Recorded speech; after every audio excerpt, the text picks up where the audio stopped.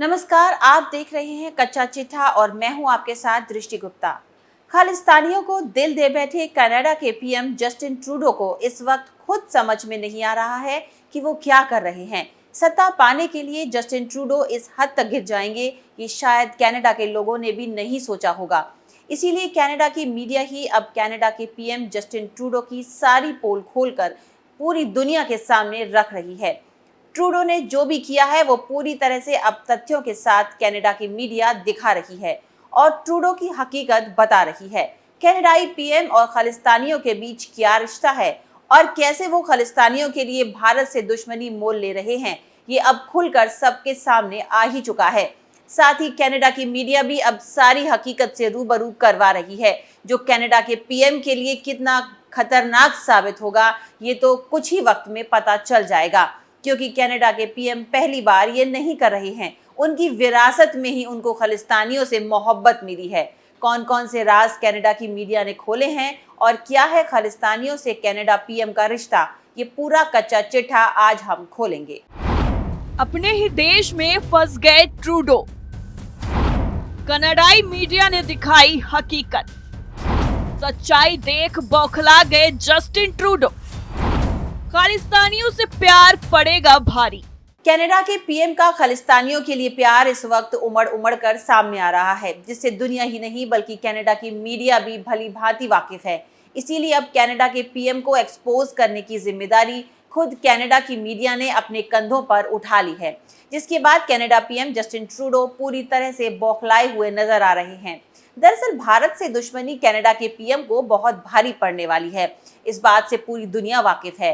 1984 में इंदिरा गांधी की हत्या के बाद पहली बार ऐसा हुआ है कि कनाडा के सुरक्षित ठिकानों से सबसे खतरनाक खालिस्तानियों को इतनी ज्यादा हिम्मत दी जा रही है। 12 साल से चल रही कनाडा भारत के बीच मुक्त व्यापार वार्ता फ्री ट्रेड एग्रीमेंट ओवरव्यू रहस्यमय तरीके से रोक दी गई थी और अब किसी को इस बात का अंदाजा नहीं है कि दोनों देश फिर कब ये बातचीत शुरू करेंगे या करेंगे भी कि नहीं। हर साल 80,000 से ज्यादा कनाडाई भारत का दौरा करते हैं, लेकिन भारत के विदेश मंत्रालय ने अब कनाडा में अनिश्चित काल के लिए वीजा जारी करना पूरी तरीके से बंद कर दिया है। भारतीय विदेश मंत्रालय ने एक ऐसा फैसला लिया जो इससे पहले कभी नहीं हुआ, जिसमें ट्रैवल एडवाइजरी जारी की, जिसमें कनाडा की यात्रा करने वाले भारतीय नागरिकों से बहुत सावधान रहने की रिक्वेस्ट की गई। इसमें कहा गया है कि कनाडा में बिगड़ते सुरक्षा माहौल को देखते हुए विशेष रूप से भारतीय छात्रों को ज्यादा सावधानी बरतने और सतर्क रहने की सलाह दी जाती है।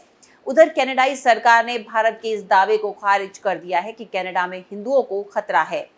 कनाडा के आवर्जन मंत्री मार्क मिलर ने कहा है कि कनाडा रूल ऑफ लॉ से चलता है और भले ही दुनिया का ये सबसे सुरक्षित देश नहीं हो, लेकिन हर पैमाने पर दुनिया के सबसे सुरक्षित देशों में से एक जरूर है।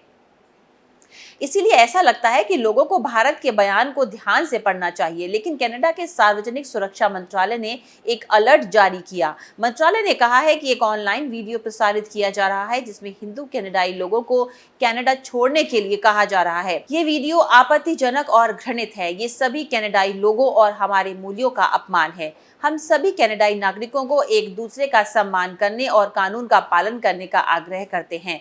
कनाडाई नागरिक अपने समुदायों में सुरक्षित महसूस करने के हकदार हैं।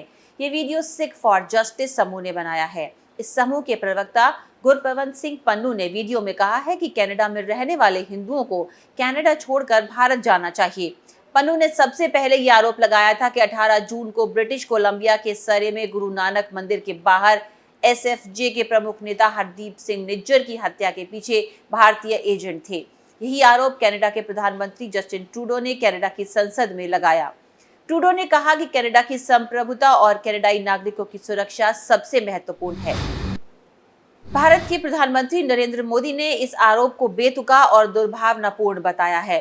कनाडा में ट्रूडो की सरकार की लोकप्रियता लगातार कम हो रही है और ट्रूडो की अल्पसंख्यक सरकार जगमीत सिंह की नई डेमोक्रेटिक पार्टी पर निर्भर है। सिंह लंबे समय से खालिस्तानी साजिश के सिद्धांतों से जुड़े हैं। ट्रूडो पिछले कुछ महीने से कनाडा में बीजिंग के प्रभाव वाले एजेंटों के साथ अपने करीबी संबंधों की वजह से भी जांच के दायरे में हैं। इन एजेंटों ने 2019 और 2021 के संघीय चुनावों में दखलंदाजी करने की कोशिश की थी, लेकिन अब इन आरोपों से ध्यान हट गया है। और इसके बजाय कथित भारतीय सरकारी हथियारों पर चर्चा हो रही है। अब ये कहना मुश्किल है कि कनाडा के सहयोगी देश ट्रूडो के आरोप को कितनी गंभीरता से ले रहे हैं। भारत और कनाडा ने एक दूसरे के राजनयिकों को निष्कासित कर दिया है और कुछ नाटो देशों ने चिंता व्यक्त की है, लेकिन ये 2018 के रूस के खिलाफ ब्रिटेन के समर्थन जैसा मामला नहीं है। उस समय रूस पर आरोप लगाया गया था कि उसने इंग्लैंड में रूसी सरकार से असंतुष्ट सर्गेई स्क्रिपाल की हत्या करने की कोशिश की थी। तब अमेरिका और 30 यूरोपीय देशों ने 100 से अधिक रूसी राजनयिकों को निष्कासित कर दिया था। ट्रूडो ने कहा है कि वो भारत के साथ तनाव बढ़ाना नहीं चाहते हैं।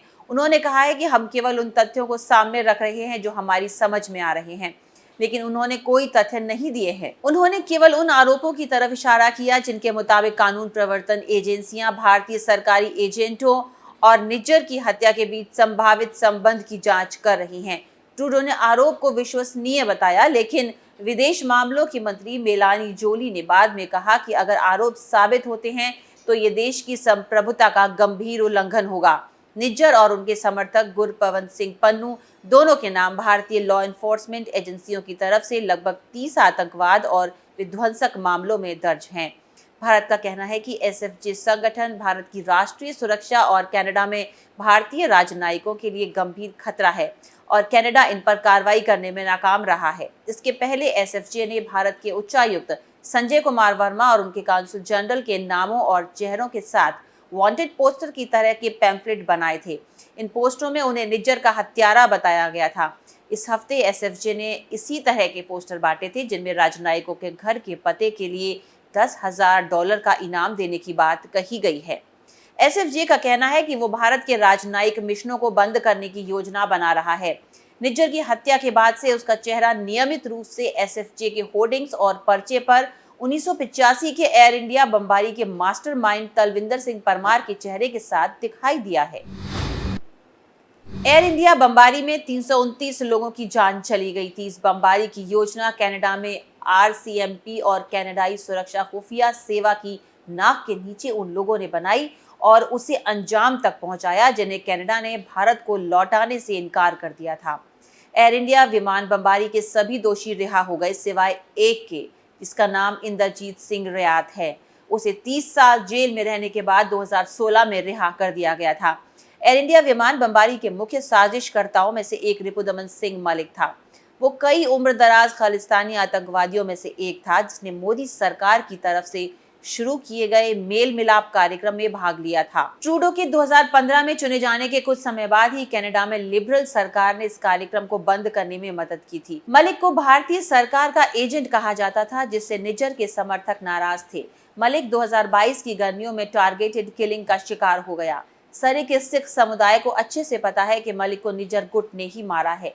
बाद में ये भी माना गया कि मलिक के सहयोगियों में से भारतीय सरकारी एजेंटों ने बदले में निज्जर की हत्या करवाने का कॉन्ट्रैक्ट लिया। बात चाहे जो भी है, पिछले 40 वर्षों से भारत के राष्ट्रीय सुरक्षा और खुफिया प्रतिष्ठान उसके कनाडाई समकक्षों के बीच अविश्वास की एक विशाल खाई गहरी और चौड़ी होती गई है। ये खाई अब पूरे लोकतांत्रिक दुनिया में महत्वपूर्ण राजनयिक उपक्रमों को निगलने की धमकी दे रही है। और ये तो बस शुरुआत है। लोकतंत्र को नुकसान पहुंचाने की कीमत ट्रूडो सरकार को चुनावों में चुकानी पड़ सकती है। ये कहना गलत नहीं होगा। कच्चा चिट्ठा में फिलहाल के लिए इतना ही। खबरों के लिए देखते रहिए कैपिटल टीवी। नमस्कार।